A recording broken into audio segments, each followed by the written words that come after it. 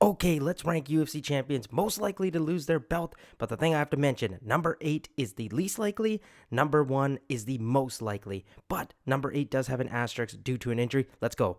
Okay, Carlos Alberg gets the not ranked category right now because the injury, it's unfair, so it's hard to place him. Even though I do have to still mention this, I think he would maybe be a one and done champ just because I think he would have a very, very tough fight with Ankalaev. Also, possible contenders that could give him some trouble are, in my opinion, Khalil Roundtree Jr., because I think he could outstrike him. No, I shouldn't say outstrike him, but he would give him some trouble on the feet for sure. But now let's get into like the legit rankings. Okay, this list was actually quite tough to do, and genuinely, it gave me some fits. But number 7, my least likely champion to lose is Volk. The reason for this, I think, is because A, he doesn't have a fight genuinely booked just yet, but I think it is most likely going to be against Movsar Evloev. The thing is, even if that fight happens, I think with his fight IQ, his style against Movsar is going to give him fits because Movsar, in my opinion, is too one-dimensional to really beat Volk. And even after that, he's pretty much cleaned up the division. He showed he can beat Diego Lopez, which is a power puncher, so I feel like he'd do the same thing against Gene Silva, which would be one of his arguably more tougher matchups. Aljamain Sterling is going to remind me of the Brian Ortega fight. And then a sleeper kind of nightmare matchup for him is Aaron Pico. I'm a simp for Aaron. I think he's a great fighter. He's got power. He's got the wrestling, the striking, the boxing. His defense is just suspect. Some people will claim his chin, but I think he just gets caught way too often. Volk could get him there out, but I think if Pico could avoid that one-shot kind of knockout, I think he could potentially give Volk some serious trouble. But genuinely, I think Volk actually could be one of those champions that retires with it just because he is getting up there in age. But his fight drive, I think, will get him to keep going, and I genuinely don't see him losing the title very soon. Okay, at number 6, it's Ilia Topuria. Reason being, and I got to give you some explanation because some people might raise their hands right now, I think he gets through Gaethje. I think he makes it look easy, even though as being a Gaethje fan, I wish that's not the case. I just think Gaethje gets hit too much, and Ilia's got way too many ways to take him out of there. The body shots, the combos, man, the left hook, I don't know, the straight right, everything is powerful. I think for him, though, his toughest fight is definitely against Arman Tsarukyan, but with that combined, I should say the rest of 155, I think he has a relative breeze through. That's my opinion. Could be wrong there. Obviously, some fighters will give him some troubles. I think Fiziev could, potentially just because of his striking, but I genuinely think he would get stopped too. You have Quinlan, who's coming up. That could be a fun fight in the future, but as of right now, I just don't see a fighter that sticks out other than Arman. So I don't really see him losing his title very quickly. He's just too dang good. If Islam was still at 155, obviously I would throw him up a little bit above the list, and it'd be the same thing for Islam. But again, that's who we're getting to next, actually. Spoiler. Okay, number 5 on my list is Islam Makhachev. Reason he's here, he could be actually higher and most likely, on the more likely to lose situation. Reason being is because it's a murderer's row at welterweight. Ian Gary, Morales, Bratas. Those are like up-and-coming fighters that are going to give Islam some trouble. The thing is, I just believe in Islam's style. I think it ages nicely.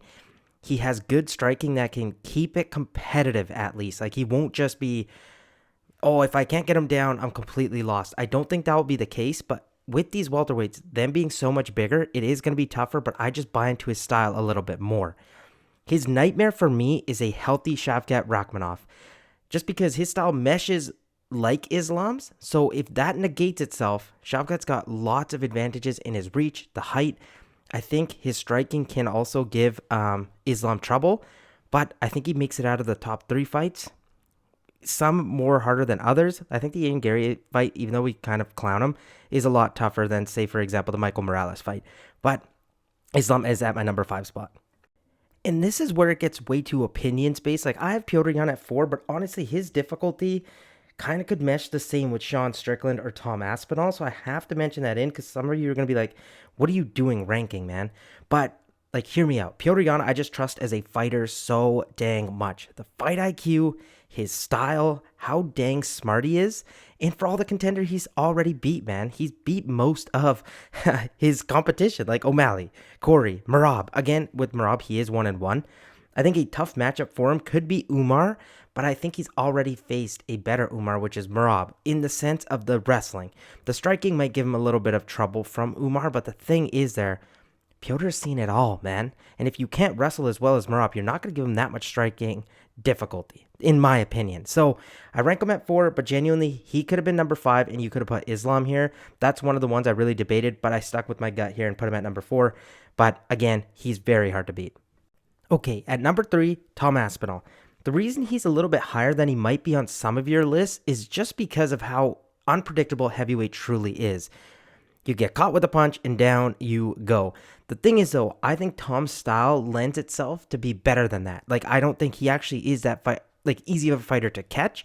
But with that Alex Pereira versus Cyril Gane fight happening at the Freedom 250, I think the winner of that, whoever it is, gives Tom some trouble. Obviously, we saw the Cyril Gane fight, the eye pokes, whatever. Some people were arguing that Cyril Gane was doing amazing. Again, it was a short fight, so you can't really lean into it too heavy. Even though I do think Cyril Gane could give him some trouble, I think Alex Pereira could be a fun fight, but Tom just exploits his weakness. I think the wrestling, Tom would give him some trouble because of just how huge he is. He's blasting a double leg like he jokes around all the time. But even after that, a fun fight could be Josh Hokett, even though I do think he gets through Josh Hokett quite easily just because of how dang good Tom is. So it feels unfair to put him at number 3, but I really lean into the fact of how unpredictable heavyweight is. So I had to give some reasoning for it, but that's what it is. Okay, why is Sean Strickland at 2? Some of you are going to be like, well, he just faced one of his toughest challengers in Khamzat Chimaev. But you see the one point I put down, not scared, but to his detriment. And what I mean by that, Sean is not one of those fighters that needs a 6-month break, an 8-month break, or a year-long break, or I need to fight during these days or these times. This guy is willing to fight whenever, whoever, he doesn't care. And I think that's what's going to give him some trouble and could be a reason for him to lose his title most likely. He's obviously 0 for 2 against DDP. I think he's going to fight Nasruddin Imavov next, who he actually holds a win over, even though I think the rematch will still be a good fight. I think Sean actually gets through that one. But when it gets to DDP, again, already seeing that fight. And then there's already rumors in the air, though, that it might be just an immediate rematch against Khamzat Chimaev, which I do think will be a tougher fight. So that's why Sean is number 2 on my list. I can already hear some people really fired up about this one. Why is Joshua Van number 1? Well, let me explain. Some of you are going to be like, well, dude, Islam had tough matchups. Why'd you put him all the way down at number 5? Well, I just trust his style way too much. I think Joshua Van takes risks. He is awesome to watch. Genuinely, hand up, I love his fight style. I think it's great. I think he has a very tough matchup against Pantoja coming up, but even after that, even if he gets through this fight, I think the Manel Cap fight is going to be tough. Sleeper one, and I shouldn't even really say sleeper, is the Koi Horiguchi fight, just because I really trust Horiguchi. I think he's a really good fighter. Obviously, he's a little bit long on the tooth as he is getting older, but his fight style just lends itself to get slipped up, and that's why I put him at number 1. And reason to explain a little bit, I think the Islam one might give me some trouble. He genuinely could have been higher. I have to mention that. But let me know your thoughts on my list. If you completely disagree, hey man, I'll be all open ears. I'm excited to discuss with you guys in the comment section.